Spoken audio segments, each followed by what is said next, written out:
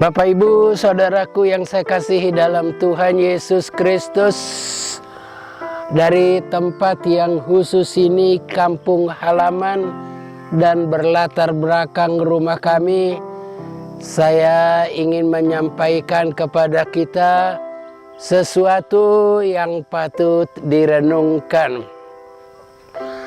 Firman Tuhan yang akan dibagikan pada pagi hari ini, yang menjadi dasar renungan kita adalah dari Ibrani pasalnya yang ke-10 ayatnya yang ke-23. Dan marilah kita saling memperhatikan supaya kita saling mendorong dalam kasih dan dalam pekerjaan baik. Dan yang menjadi tema renungan kita pada pagi hari ini adalah saling memperhatikan. Dalam bahasa Inggris dikatakan care each other. Bapak, Ibu, Saudaraku yang saya kasihi, kita hidup di suatu zaman sekarang ini yang disebut zaman modernisasi. Satu segi kita bersyukur untuk dampak positif dari yang ditimbulkan kemajuan zaman, dan kita menerima itu sebagai anugerah Tuhan yang menolong kita sehingga kita bisa menikmati hidup yang lebih baik. Namun perlu juga kita waspadai dampak negatif yang ditimbulkan zaman modern. Salah satu adalah semakin tingginya tembok individualisme, yaitu suatu paham dan sikap yang mementingkan diri sendiri, yang seringkali kita dengar dengan istilah egoisme atau egosentris. Egoisme mengakibatkan semakin menipisnya, semakin hilangnya rasa kepedulian, caring, dan sikap berbagi, sharing. Dan kita boleh mewaspadai dampak yang ditimbulkan oleh sikap egoisme. Dalam Yakobus pasalnya yang ketiga ayatnya yang ke-16 menyatakan dampaknya demikian. Sebab di mana ada iri hati dan mementingkan diri sendiri, di situ ada kekacauan dan segala macam perbuatan jahat.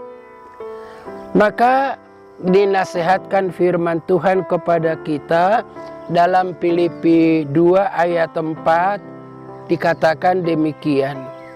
Janganlah kita tiap-tiap orang hanya memperhatikan kepentingannya sendiri, tetapi kepentingan orang lain juga.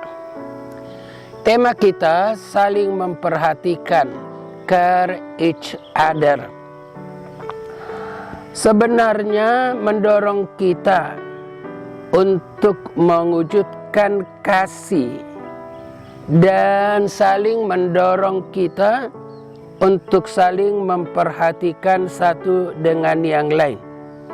Dan ini merupakan kebutuhan dari setiap orang, setiap persekutuan, setiap keluarga, dan setiap hubungan yang satu dengan yang lain.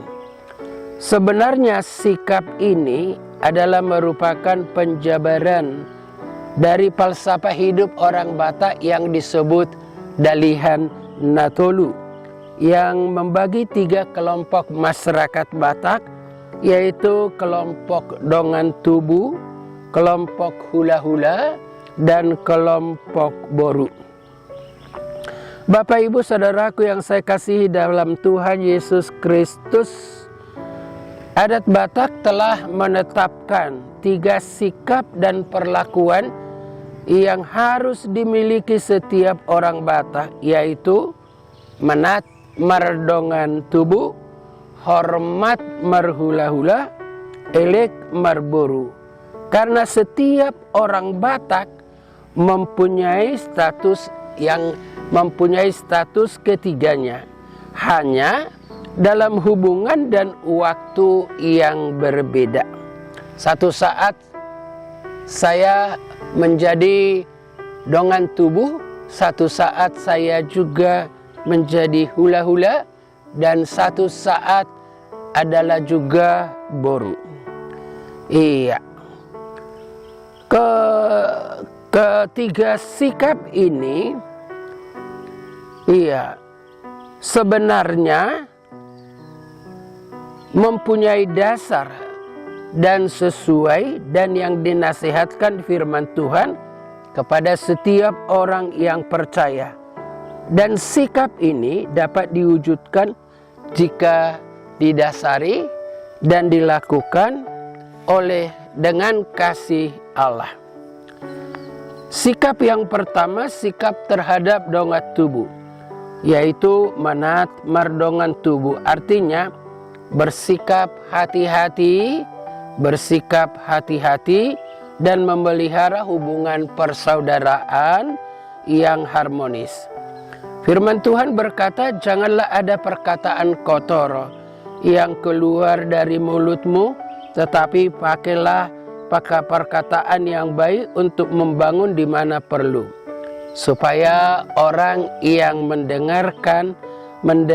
mendengarnya beroleh kasih karunia. Dan dalam Efesus 4 ayat 29-32 menegaskan hal yang demikian. Hai saudara-saudaraku yang kukasihi, ingatlah akan hal ini. Setiap orang hendaklah cepat mendengar, tetapi lambat untuk berkata-kata dan juga lambat untuk marah. Itu tertulis dalam Yakobus 1 ayat 19.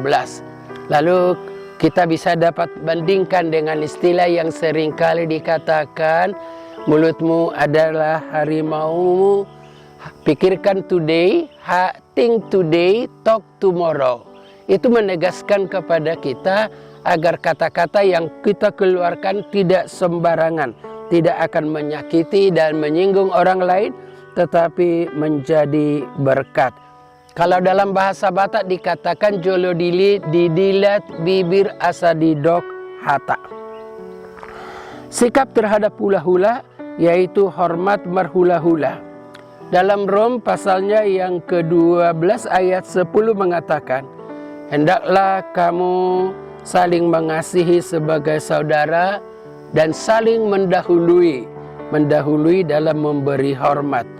Dalam bahasa Batak, marsi pasangapan, yang tidak didasarkan pada status sosial, karena ada kecenderungan kita menghormati orang yang kita anggap status sosialnya lebih tinggi daripada kita.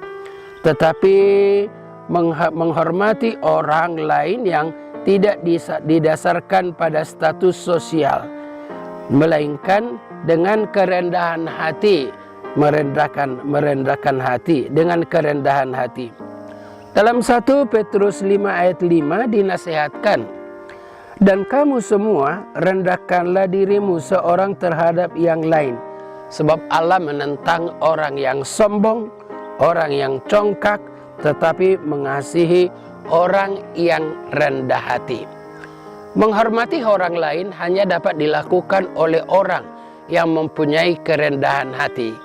Kalau orang yang sombong tidak bisa menghormati semua, mungkin menghormati orang-orang tertentu yang dianggap di atas status sosialnya.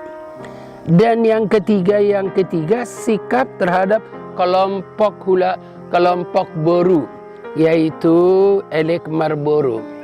Persuasif adalah suatu sikap bersifat membujuk, sikap dan perkataan yang memberi keyakinan dan keteguhan hati yang didasari kasih sayang, tidak menyakiti dan membuat mereka kecewa atau menggerutu. Dalam Galatia 6 ayat 1 dinasihatkan dan dikatakan, jika seorang melakukan suatu pelanggaran atau kesalahan, maka kamu yang rohani, mungkin kita bisa katakan kelompok hula-hula, harus memimpin orang itu atau kelompok baru ke jalan yang benar dan memberi nasihat dalam roh, lemah lembut, dan kasih. Sebagai penutup renungan kita dan merupakan kesimpulan, Bapak Ibu Saudaraku yang saya kasihi dalam Tuhan Yesus, ketika sikap dan perlakuan ini dan tema kita dapat kita simpulkan sebagaimana dikatakan dalam Matius 7 ayat 12. Segala sesuatu yang kamu kehendaki supaya orang perbuat kepadamu, perbuatlah demikian juga kepada mereka. Itulah isi seluruh hukum Taurat dan kitab para nabi. Dengan singkat kita boleh mengatakan, perlakukanlah orang lain seperti kamu ingin diperlakukan. Tentu setiap orang mempunyai keinginan agar dia diperhatikan, agar dia dihormati, dan agar dia dinasehati ke arah yang baik, karena itu merupakan hal yang merupakan kebutuhan di dalam hidup. Dalam bahasa yang lain dikatakan, treat others as you would like to be treated. Tuhan Yesus memberkati. Amin. Kita berdoa.